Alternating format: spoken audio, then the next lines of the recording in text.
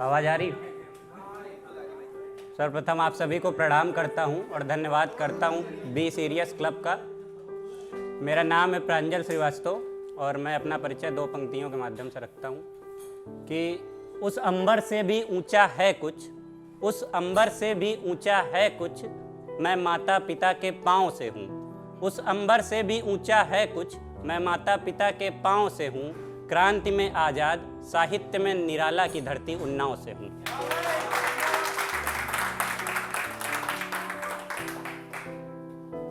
एक काव्यखंड प्रस्तुत करता हूँ। हो सकता है ओवर लिबरल को थोड़ा खटके, लेकिन निवेदन है कि कविता पूरी होने के बाद अपना दृष्टिकोण उस पर निर्धारित करें। कविता की भूमिका में बस इतना कहूँगा कि कला के सम्मान में, in the respect of art, मैं प्रारंभ करता हूँ कि शहर में कला की एक नुमाइश थी, माइक पर सबकी आजमाइश थी।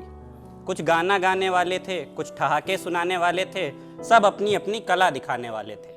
विचारों के दर्शन में, इस कला प्रदर्शन में एक कवि सम्मेलन का साहसिक कवि भी आया, पर ये ओपन माइक की माया देर से समझ पाया। वो कविता कहने तो पहले भी गया था, पर ओपन माइक उसके लिए नया था। आप वो दृश्य बनाइएगा मन में। वो कविता कहने तो पहले भी गया था, पर ओपन माइक उसके लिए नया था। जान का बताकर गालिब के शेर में बात हुई। खैर, इस तरह ही कार्यक्रम की शुरुआत हुई। कभी सुनाने कुछ नर आए, कभी गुनगुनाने कुछ नारी आई। यही निहारते निहारते उस कवि की बारी आई। कभी तीव्र स्वर में तो कभी हौले हौले उसने भी कंठ खोले, अपने बोल बोले। तवज्जो की कलियां खिली नहीं, ज्यादा तालियां उसको मिली नहीं। मन में सोचा बड़े लोग होंगे, ज्यादा पढ़े लोग होंगे। फिर हाथ जोड़कर ऑडियंस को उसने सम्मान दिया और झूठी मुस्कान देकर चुपचाप अपना स्थान लिया। दिमाग में कहीं खुजली का कीड़ा जग गया, दिमाग में कहीं खुजली का कीड़ा जग गया। सामने एक बड़ा प्रश्नवाचक चिन्ह लग गया। वो फिर कार्यक्रम बैठकर देखने लगा, बाहर के साथ अपने अंदर देखने लगा। इतने में वानर सी क्रियाएं करता एक नर उठा। इतने में वानर सी क्रियाएं करता एक नर उठा, जैसे कि फेरे लगाने को मंडप में बूढ़ा वर उठा। जैसे बिना पेमेंट ही चोरी से होटल में रह रहे थे। उठते ही उसके दांत हंसी की नदी में बह रहे थे। सब लोग उसको स्टैंड अप कॉमेडियन कह रहे थे।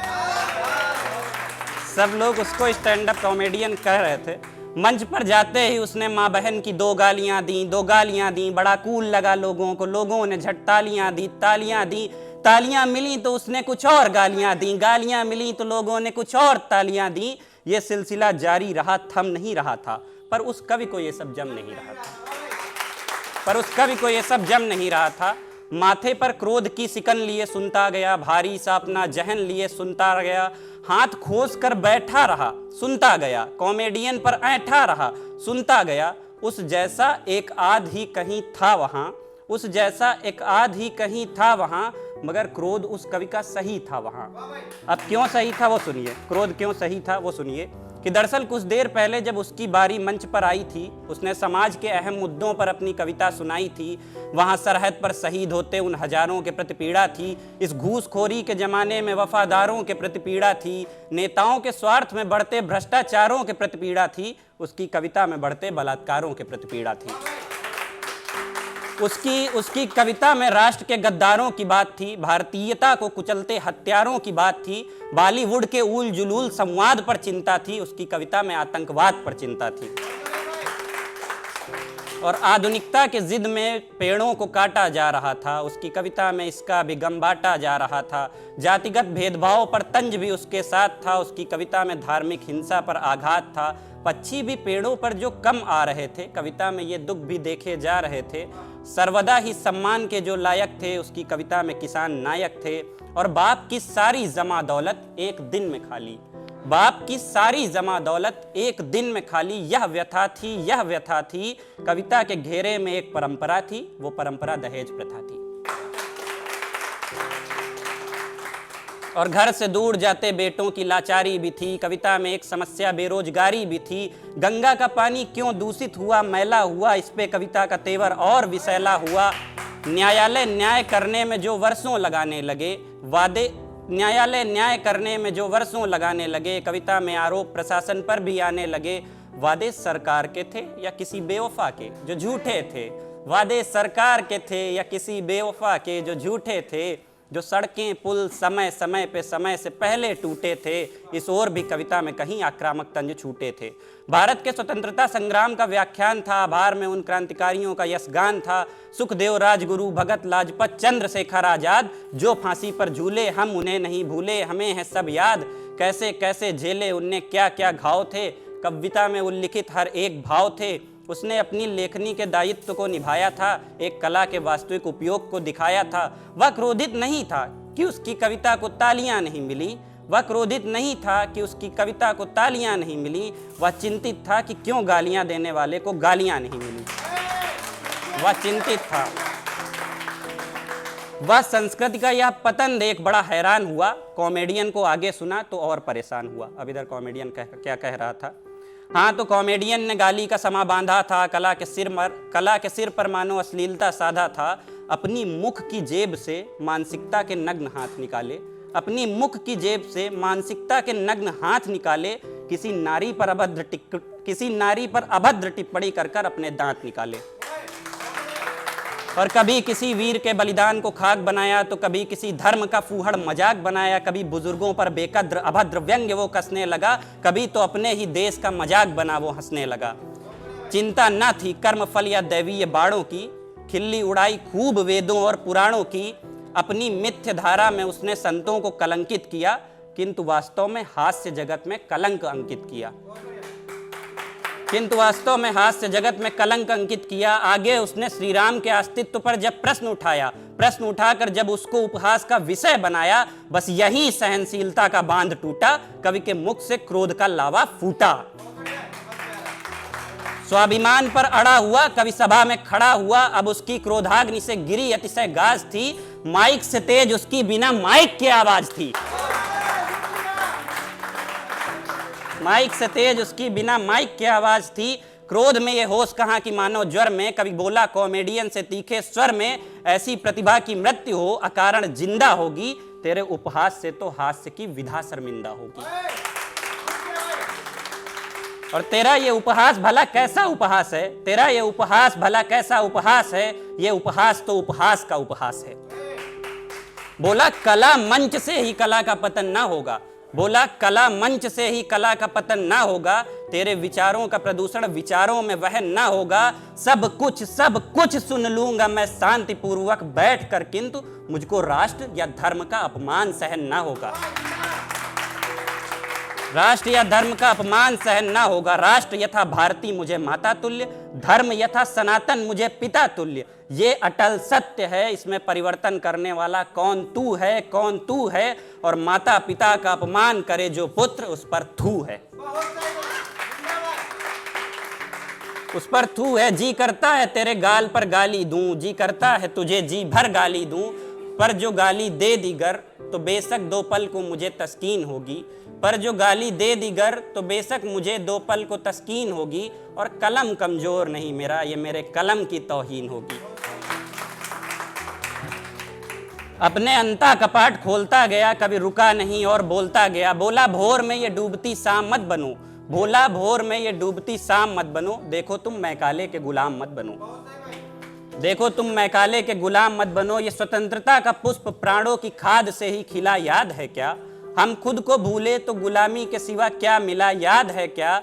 हम खुद को भूले तो गुलामी के सिवा क्या मिला, याद है क्या? भूलते नहीं होगे नाम ऑक्सफोर्ड, कैम्ब्रिज, इंपीरियल, किंग्स, वारविल के। ये बताओ भरत पुत्र तच्छ स्थापित सर्वोपरि तक्षशिला याद है क्या? सर्वोपरि तक्षशिला याद है क्या?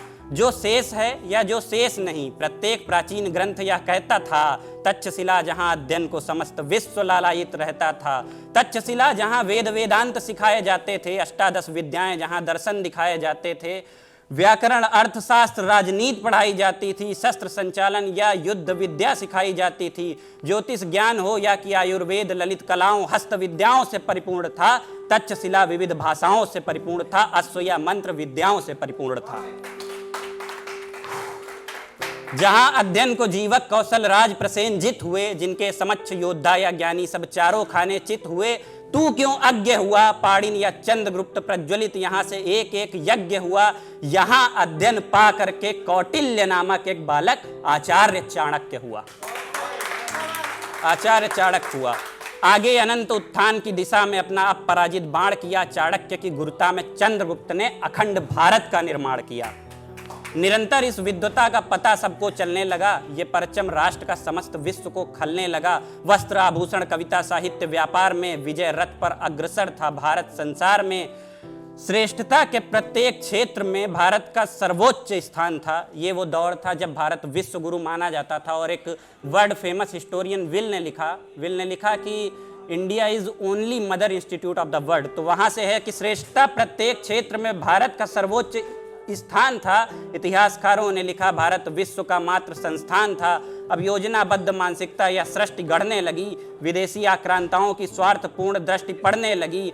हमारी तीव्रता देख वो लथपथ हो गए थे। भारत की शक्ति से वो अवगत हो गए थे। सोचा आग में झोंकना होगा, इन्हें रोकना होगा। बोले अब कुछ तो कष्ट करना होगा, भारतीय साहित्य नष्ट करना होगा इन्हें। अब उनकी साजिशें क्या थी? इन्हें आपस में लड़ाओ या विचार टकराओ। अब बहना रक्त था और एक तरफ समस्त विश्व का साहित्य, एक तरफ अपने भारत का साहित्य। उसकी तुलना समझिएगा कि इन्हें आपस में लड़ाओ या विचार टकराओ। अब बहना रक्त था। तक्षशिला का पुस्तकालय 3 शिखर संभवनों में विभक्त था।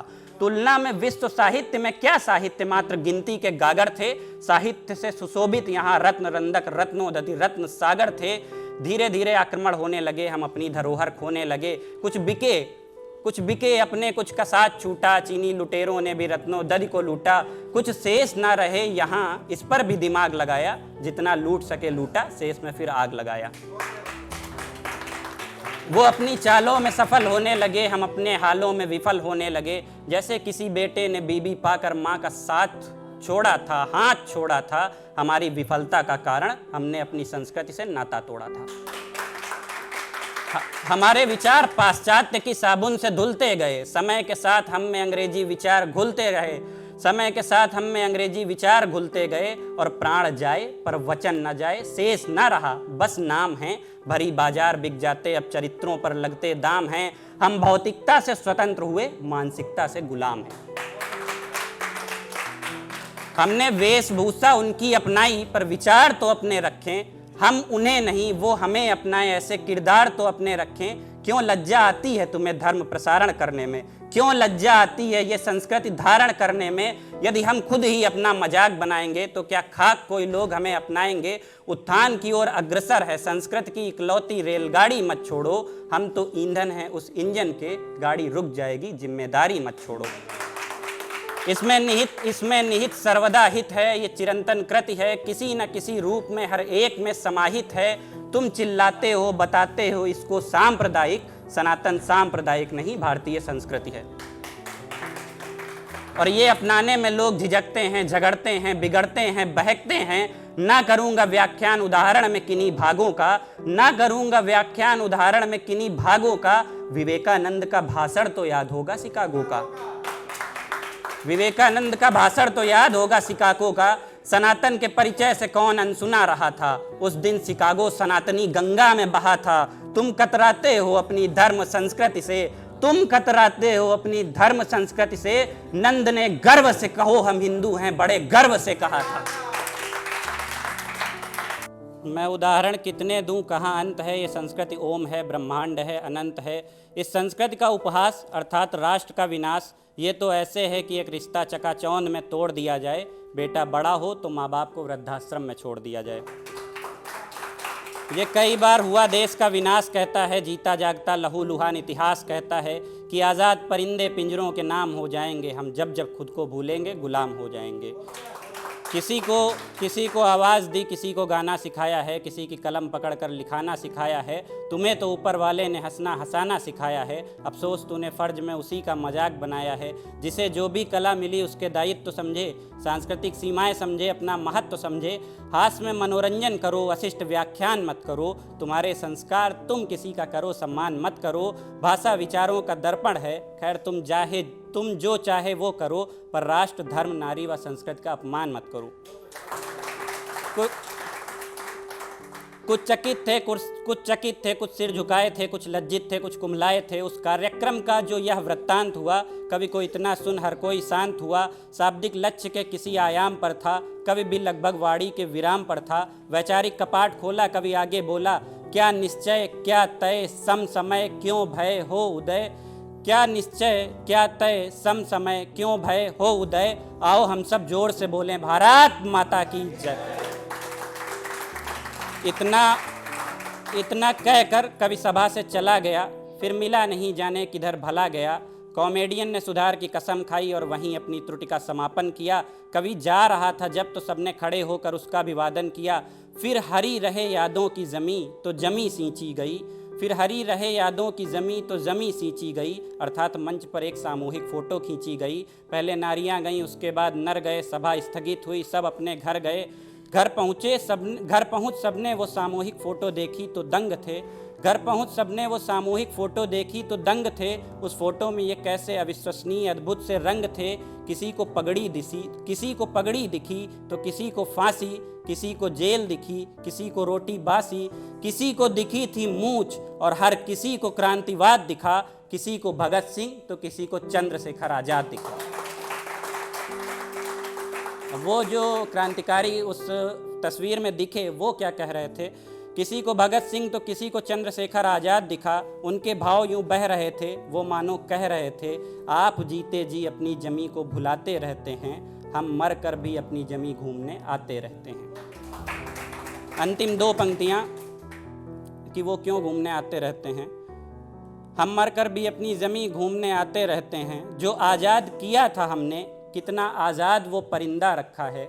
जो आज़ाद किया था हमने कितना आज़ाद वो परिंदा रखा है।